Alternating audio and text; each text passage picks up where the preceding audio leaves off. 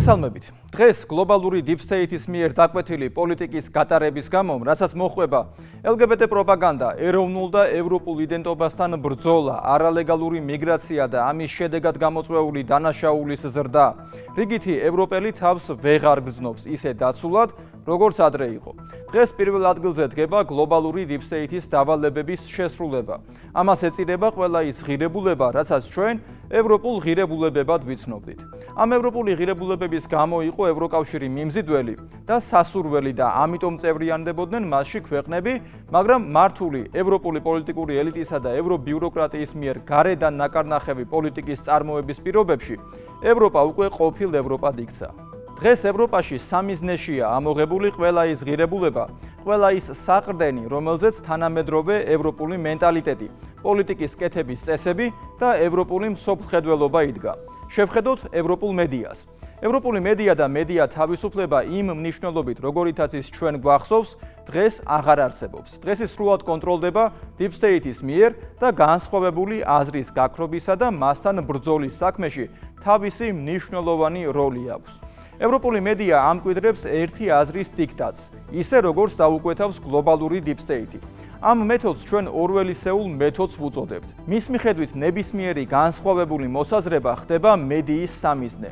გლობალური deep state-ის დაკვეთით უნდა არსებობდეს მხოლოდ ერთი აზრი და მხოლოდ ეს ერთი აზრი უნდა იყოს მართებული. ეს არის თანამედროვე გლობალიზმისა და ნეოლიბერალიზმის ნათელი მაგალითი.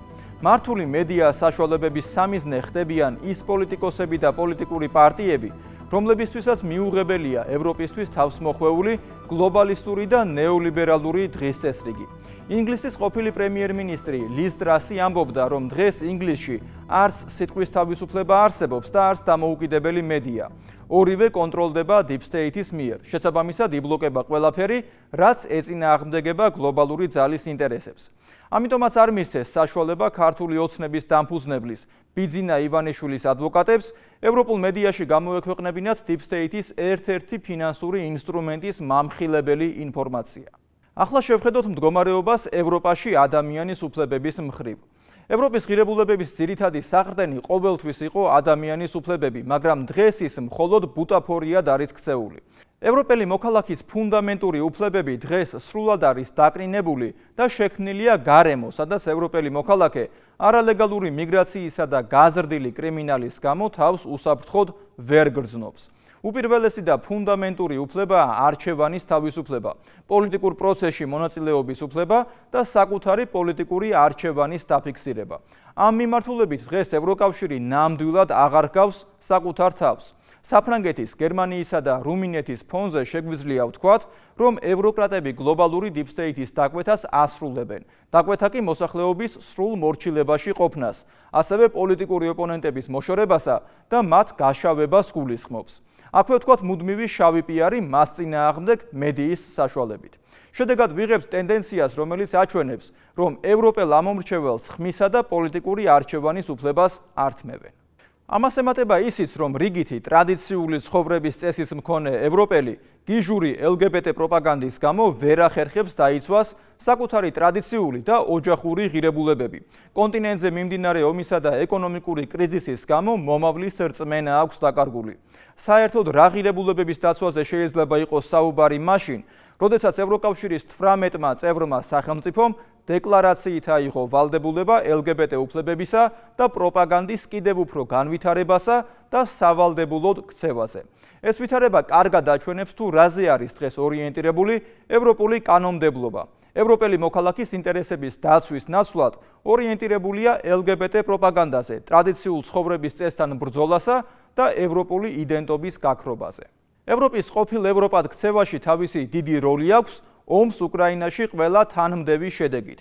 პირველ რიგში ეს აისახება ევროპის ქვეყნების ეკონომიკების შესუსტებაზე, მილიარდობით ევროს ხარჯვაზე უკრაინისთვის დახმარების სახით და რაც მთავარია, ევროპის ქვეყნების ენერგოუსაფრთხოების კითხვის ნიშნის ქვეშ დაყენებით. დღეს ბრიუსელის ბიუროკრატიამ გლობალური deep state-ის დაკვეთით შექმნა კომიკური მოცემულობა. ერთი ხელით ევროკავშირი რუსეთს სანქციებს უწესებს, მეორე ხელით კი თავადვე ცდილობს ამ სანქციებისთვის გვერდისავლას. ერთი ხელით თითქოს ევროპული ენერგეტიკის განვითარებასა და მწვანე ენერგეტიკის აყვავებაზე ფულს ხარჯავენ. მეორე ხელით კი სწორედ თავიანთი ქვეყნების ენერგოუსაფრთხოებას ანგრევენ. ამის მაგალითია გერმანია, რომელმაც ატომური ელექტროსადგურები დახურა, მაგრამ იგივე ელექტროსადგურები საფრანგეთში კვლავ მუშაობს. ამის მაგალითია მუდმივი კამპანია IAP რუსულ გაზზე უარის თქმასთან დაკავშირებით. ამის ასევე კარგი მაგალითია ისიც, რაც 28 აპრილს მოხდა ანდორაში, ესპანეთსა და პორტუგალიაში. შუქი სამივე ქვეყანაში ჩაქრა და როგორი პარადოქსულიც არ უნდა იყოს, ამ ხნის განმავლობაში ვერავინ ვერ დაადგინა მიზეზი. უფრო მართებული იქნება ვთქვათ, რომ ევროპის სამი ქვეყნის ჩაბნელების მიზეზები ოფიციალურად არ ხმაურდება. უფრო მეტიც, ეგრეთ წოდებული ბლექაუთის მიზეზების შესწავლას გრიფით საიდუმლო დაედო. ეს ფაქტი კიდევ უფრო მეტად ამყარებს ეჭვს, რომ საქმე იმაზე რთულად არის, ვიდრე ის საჯარო სივრცეში ჟღერდება. თუმცა ერთი, რაც შეიძლება დანამდვილებით ითქვას, არის ის, რომ ყოფილ ევროპად ქცეული გაერთიანება ენერგეტიკისა და ეკონომიკის სფეროში იმკის იმ მავნებლური პოლიტიკის შედეგებს, რომელიც ოდესღაც მას Deep State-ის მართულმა ძალებმა თავს მოახვიეს. ის, რომ ეკონომიკის განვითარება სწორედ მდგრად ენერგოპოლიტიკაზე დგას, ეს დანამდვილებით შეგვიძლია ვთქვათ. გერმანია არის კლასიკური მაგალითი იმისა, თუ რა ემართება ეკონომიკას არასწორი, თვითდამაზიანებელი ენერგოპოლიტიკის გამო. ევროპის ენერგეტიკულ პრობლემებთან დაკავშირებით ნახეთ გიორგი მდივანის სიუჟეტი. გასულ კვირას ესპანეთში, პორტუგალიასა და ანდორაში ელექტროენერგია მთელი დღის განმავლობაში გაითიშა.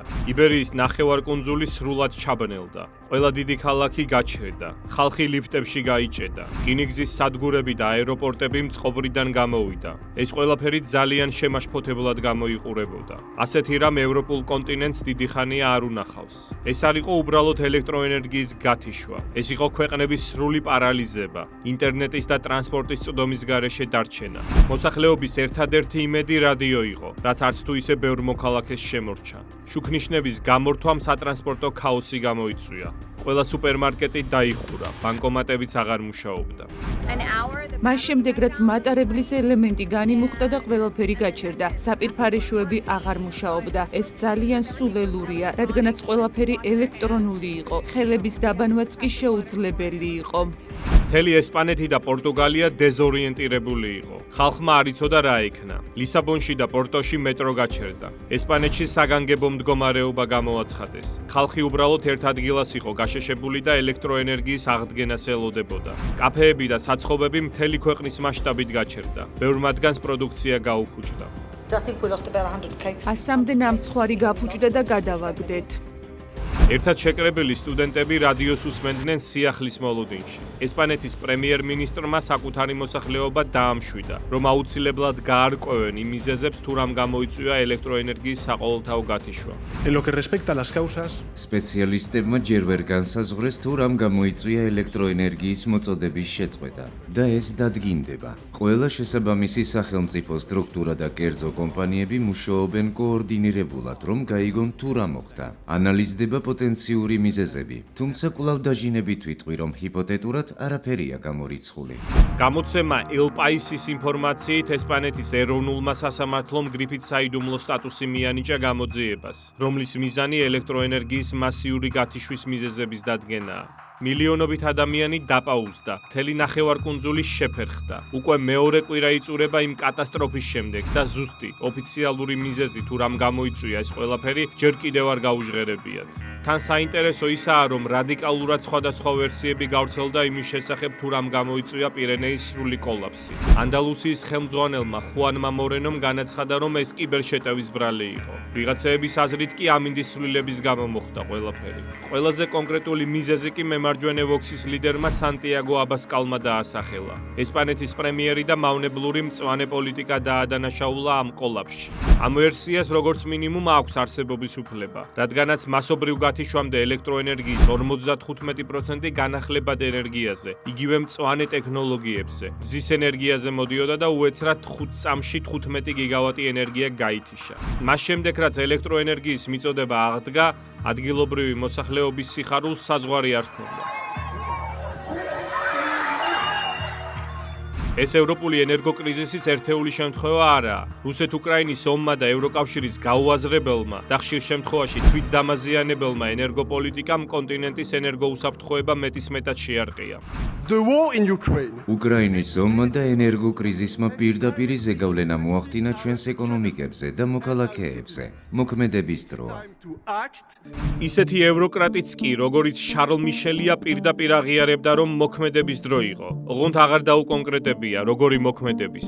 ევროკავშირის და მისი პროტექციის ქვეშ მყოფი უკრაინის ქმედებებმა ევროპის ენერგოსისტემის გემი ბოლომდე ჩაძირა. 2025 წლის 1 იანვარს უკრაინულმა მხარემ რუსულ გაზპრომთან ხელშეკრულების გაგრძელება აღარ ისურვა და ევროპაში გაზის ტრანზიტზე უარი განაცხადა. აღმოსავლეთ ევროპის ქვეყნები ცივი ზამთრის საშიშროების პირისპირ დატოვა. უნგრეთის პრემიერ-მინისტრმა ვიქტორ ორბანმა უკრაინის პრეზიდენტის ვლადიმერ ზელენსკის გადაწყვეტილება გააკრიტიკა. მან Facebook-ზე განცხადება გააკეთა, რომ ის და სერბეთის პრეზიდენტი ალექსანდრე ვიუჩიჩი ყველაფერს მოიმოქმედებენ საკუთარი ქვეყნების გადასარჩენად. ორბანმა დაგმო ოფიციალური კიევის გადაწყვეტილება და იმ სახიფათო შედეგებზე ისაუბრა, რაც შეიძლება მოყვეს უკრაინის მიერ ევროპის დაღალატებას.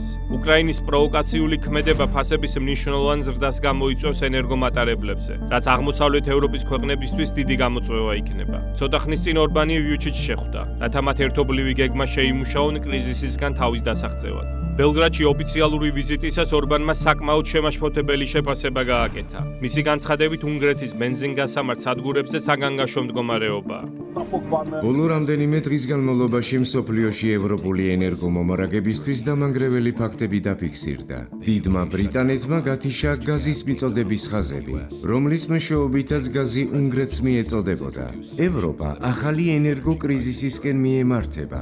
უნგრეთი ამისგან შორს უნდა დარჩეს, რაც რა თქმა უნდა არ არის იოლი. ის რაც ახლა ხდება უნგრეთის ბენზინგასამართ სადგურებზე დამანგრეველია და სისხლიანიც. ამჟამად ჩვენი მთავარი ამოცანა იმ გაზსადენების დაცვაა, რომლის მეშვეობითაც გაზის ტრანსპორტირება ხდება რუსეთიდან ევროპაში. ეს გაზსადენი უნგრეთს სერბეთის გავლით უკავშირდება. ამიტომაც ჩვენ ერთობლივად შეგვიძლია ჩვენი ოჯახების, შინამეურნეობების და ბიზნესის დაცვა ფასების ზრდისგან. შეგახსენებთ, რომ იქამდე 2022 წლის სექტემბერში ტერორისტული აქტი მოხდა ბალტიის ზღვაში, სადაც ჩრდილოეთის ნაკადის გაზსადენები ააფეთქეს. როგორც გერმანულმა გამოძიებამ გაარკვია, ამ დივერსიის შემსრულებლები უკრაინელი მღვინთავები იყვნენ. არც ერთი მათგანი დღემდე არ დაუჭერიათ.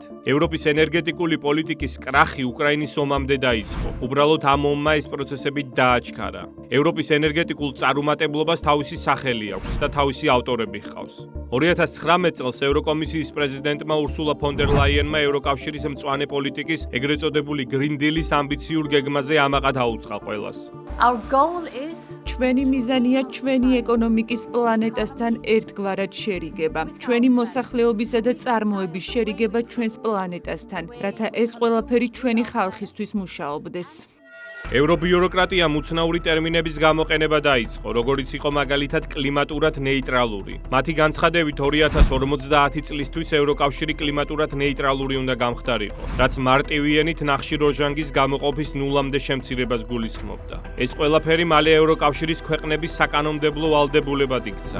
ეკონომიკის და ადამიანთა ყოფაცხოვრების თითქმის ყველა ასპექტი მოიცვა. კაცრად განისაზღვრებოდა ავტომობილებს რა რაოდენობის ნახშირორჟანგი უნდა გამოეყოთ, ფერმერებს რა სასუქების და პროდუქციის ხმარება შეეძლოთ და რისი არა. სოფლის მეურნეობაში პესტიციდების გამოყენების მუდმივი შემცირება დაიწყეს ძალით. გასაყიდი სარეცხი მანქანების ენერგოეფექტურობასაც ბრიუსელი წყვეტდა. მოკლედ ეს ყველაფერი თვითმიზნისკენ უაზრო რბოლას ემსგავსებოდა. the European Green Deal. ევროპული მწვანე შეთანხმება ძალიან ამბიციური გეგმაა, მაგრამ ის ასევე იქნება ძალიან ფრთხილი ზემოქმედების მხრივ და ყველა ნაბიჯის მიმართულებით, რასაც ჩვენ გადავდგამთ. პირველ რიგში ეს მწვანე პოლიტიკა საკმაოდ დიდ ბიუჯეტს მოითხოვდა და ევროკავშირის მოქალაქეებს ცხოვრების ხარჯებს საგრძნობლად უძვირებდა ყველა მხრივ. მწვანე პოლიტიკის გზაზე ევროკავშირისთვის მთავარი გამოწვევა ტრადიციული ავტომობილების ელექტრომობილებით ჩანაცვლება იყო. ელექტრომობილებთან ერთად ევროპას მისი ბატარეების მასობრივი და ხელმისაწვდომი წარმოება უნდა დაეწყო, მაგრამ ევროკავშირმა ვერც ერთი შეძლო და ვერც მეორე. ჩინეთმა ელექტრომანქანების ბაზარზე აბსოლუტური დომინაცია მოიპოვა და უკან ჩამოიტოვა როგორც ევროპა, ასევე შეერთებული შტატები. მსოფლიოში წარმოებული ელექტრომანქანების ნახევარი ჩინეთზე მოდის. ბოლო რამდენიმე წლის განმავლობაში ჩინეთმა მთელ მსოფლიოს შესთავაზა სახელმისაწვდომი და ხარისხიანი ელექტრომობილები. ელექტრომანქანის წარმოების ხარჯების 40% ბატარეას უკავშირდება. ამ მხრივ კი ჩინელებს დიდი უპირატესობა აქვთ, რადგანაც უდიდესი კომპანია CATL, რომელიც მანქანის ბატარეებს აწარმოებს და რომელზეც მოდის ბაზრის წილის 40%-მდე, ჩინურია. მწვანე პოლიტიკა გლობალური deep state-ის მიერ ევროპის დასუსტების მიზანმიმართული გეგმის ნაწილია. მწვანე პოლიტიკის გაპიარებით ეშხში შესულმა ევროკრატიამ მთელი კონტინენტის მასშტაბით დაიწყო ატომური ელექტროსადგურების დახურვა, განსაკუთრებით კი გერმანიაში. ალტერნატიული ენერგიის წყაროები კი მაინც საჭირო ენერგიას ვერ იძლეოდა. 2020 წლიდან 2022 წლამდე ევროპაში შესამჩნევად გაიზარდა იმ ადამიანების რაოდენობა, რომლებიც ეკონომიკური სიდუხჭირის გამო სახლის გათბობას ვერ ახერხებენ. საბერძნეთში თითქმის ყოველ მეხუთე მოქალაქეს, ხოლო პორტუგალიასა და ესპანეთში ყოველ მეექვსე მოქალაქეს გათბობაზე უარის თქმა უწევს. მწვანე შეთანხმების გავლენა ნამდვილად ცუდია როგორც ევროპის მოქალაქეებისთვის, ასევე კონტინენტის ეკონომიკისთვის და მთლიანად პლანეტისთვის და ჩვენი გარემოსთვის. მწვანეებმა ისე წარმოაჩინეს, თითქოს ენერგოკრიზისი მაშინ შეიქმნა, როცა რუსეთი შეიჭრა უკრაინაში. ეს ტყუილია. ენერგოკრიზისი წარმოიშვა უკრაინაში შეჭრამდე 6 თვით ადრე. მიზეზი კი ისაა, რომ ყველა კლასიკური ელექტროსადგური, მათ შორის ატომური ელექტროსადგურები დაიხურა ამ მწვანე შეთანხმების გამო.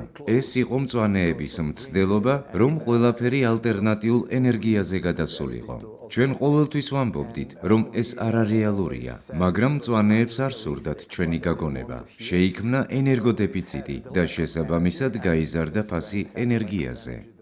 რუსეთ-უკრაინის ომის დაწყების შემდეგ ევროკავშირმა იაფრუსულ ენერგორესურსებზე უარის თქმით საკუთარი თავით სუკცვანგში ჩაიგდო. უფრო ძვირადღირებული ამერიკული თხევადი გაზის შეძენა დაიწყო. ბიზნესის გაუსაძლის მდგომარეობაში ჩააგდო და საკუთარი მოსახლეობაც.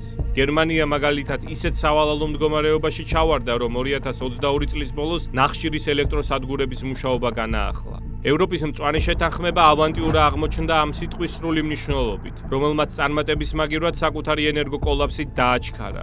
ევროპულ მწვანე შეთანხმებას აუჯანყდნენ ფერმერები სხვადასხვა ქვეყნებში, ეროვნული მთავრობები, მოსახლეობა და საბოლოო ჯამში ეს პროექტი ჩავარდა.